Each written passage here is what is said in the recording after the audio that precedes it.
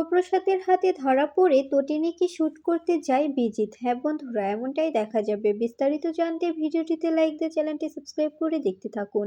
গল্পের শুরুতেই দেখা যাবে তটিনী হসপিটাল থেকে বেরিয়ে গেলে তখন কর্ণ চ্যাটার্জি এসে হসপিটালে গ্যাঞ্জাম করতে থাকলে তটিনী এসে কর্ণ চ্যাটার্জির মুখটা বন্ধ করে দেয়। এরপরে নিজের ক্যাবিনে চলে গেলে তখন শিবপ্রসাদ বলতে থাকে, তটিনী তুমি সত্যি করে বলো তো এরকম চোট তুমি কোথা থেকে পেয়েছো? তখন তটিনী বলতে থাকে, বিশ্বাস করো আমি নিজেও জানি না আমি চোটটা কোথা থেকে পেয়েছি আর এই চোটটা কোথা থেকে এসছে। তখন দেখা যায় শিবপ্রসাদ বলতে থাকে, তটিনী তুমি যে মিথ্যে বলছো এটা আমি খুব ভালো করেই জানি।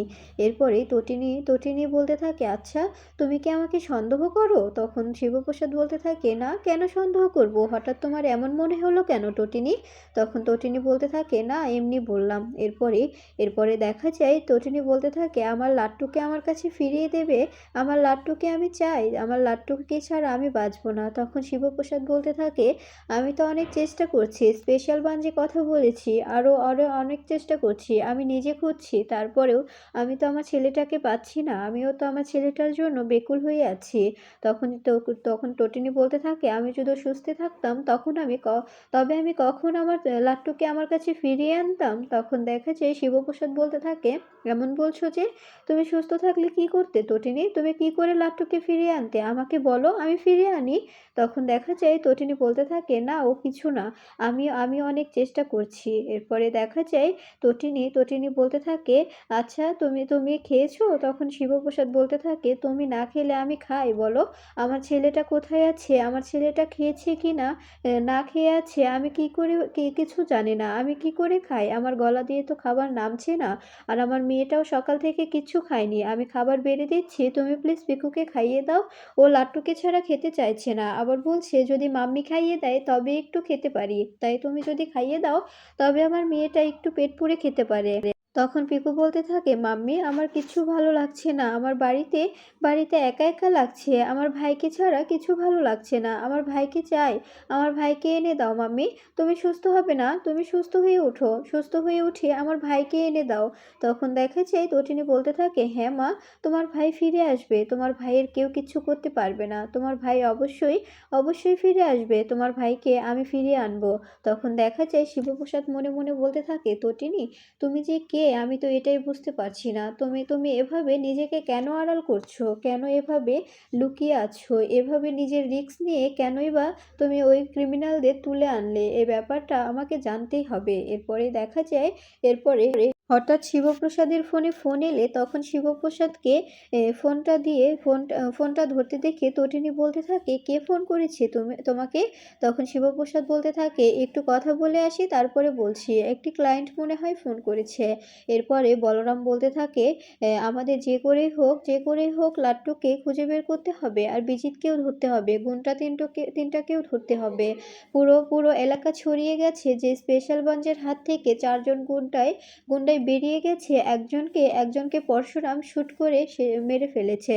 ব্যাপারটা কিন্তু একদম গুজবের মতো ছড়াচ্ছে, আর এই ব্যাপারটা যদি ছড়িয়ে পড়ে তবে আমাদের ডিপার্টমেন্টকে কিন্তু জবাবদিহি করতে হবে, আর এটার জন্য স্যার কিন্তু মোটেও প্রস্তুত নয়, স্যার কিন্তু তোকেই দোষারোপ করছে, তুই কি করবি এখন?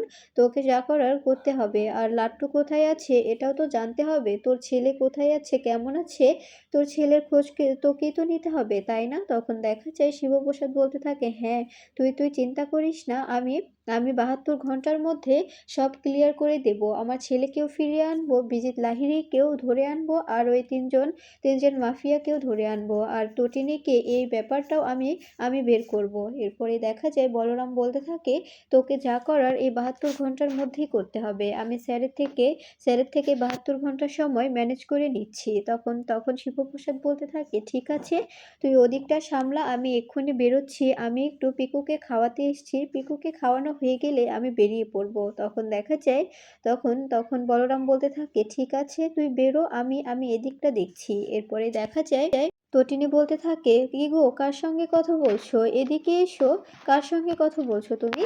তখন দেখা যায় শিবপ্রসাদ বলতে থাকে, "ও কিছু না, একটি ক্লায়েন্ট ফোন করেছিল তো, ওনার নাকি পলিসি করাতে হবে, তাই ওনার সঙ্গে আমি কথা বললাম।" তখন দেখা যায় তটিনী বলতে থাকে, "আচ্ছা, আমার ছেলেকে সত্যি ফিরে পাবো না আমি? আমার ছেলেকে সত্যিই কি আমি আর কখনো ছুতে পারবো না? আমাকে মাম্মি বলে ডাকবে না?" তখন শিবপ্রসাদ কেঁদে ফেলে আর বলতে থাকে, "আমার লাট্টুকে ছাড়া আমি বাঁচব না। বিশ্বাস করো তটিনী, তোমরা ৩ জন আমার পৃথিবী।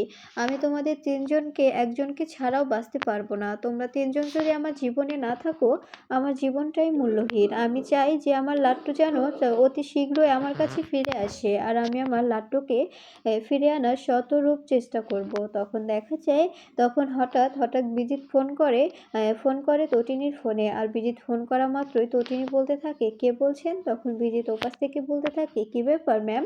আমাকে চিনতে পারছেন না, ম্যাডাম টটিনী?" তখন দেখা যায় তটিনী বলতে থাকে, "বিজিত লাহিড়ী?" তখন এরপরে বিজিত ওপাশ থেকে বলতে থাকে, এখন তো আপনি বেডে শুয়ে আছেন, আর আপনার বোন আমার হাতে, আপনার বাচ্চা আমার হাতে।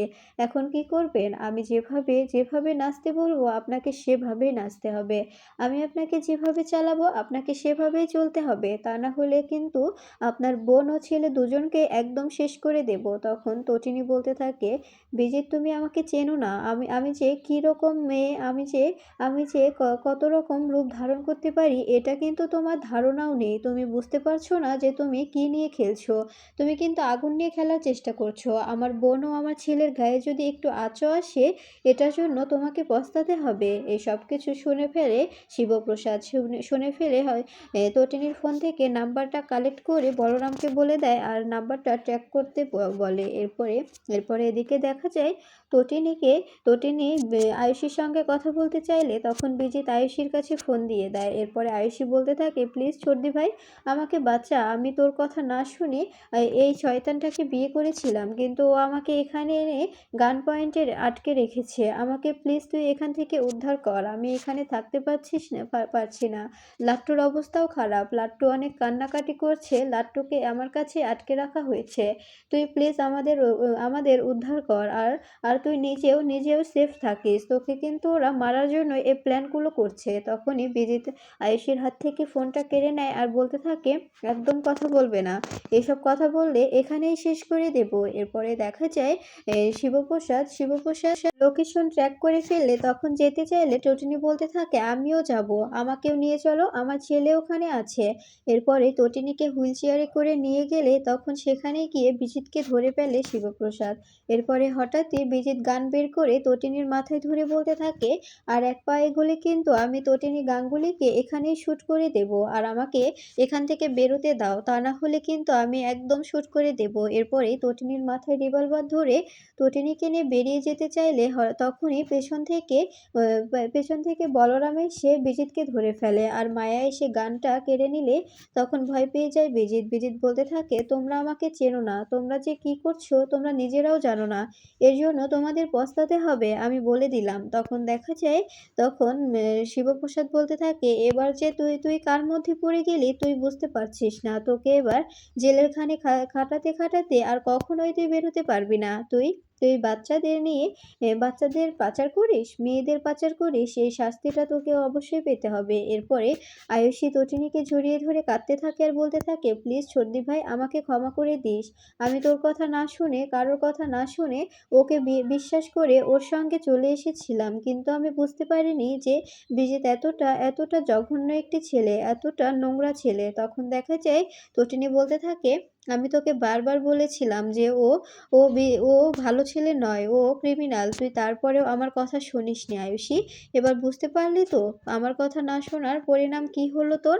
তখন দেখা যায় আয়ুষী বলতে থাকে, "হ্যাঁ ছর্দি ভাই, আমি এখান থেকে বেরোতে চাই। আমি এখানে থাকতে চাই না। আমাকে এখান থেকে নিয়ে চল।"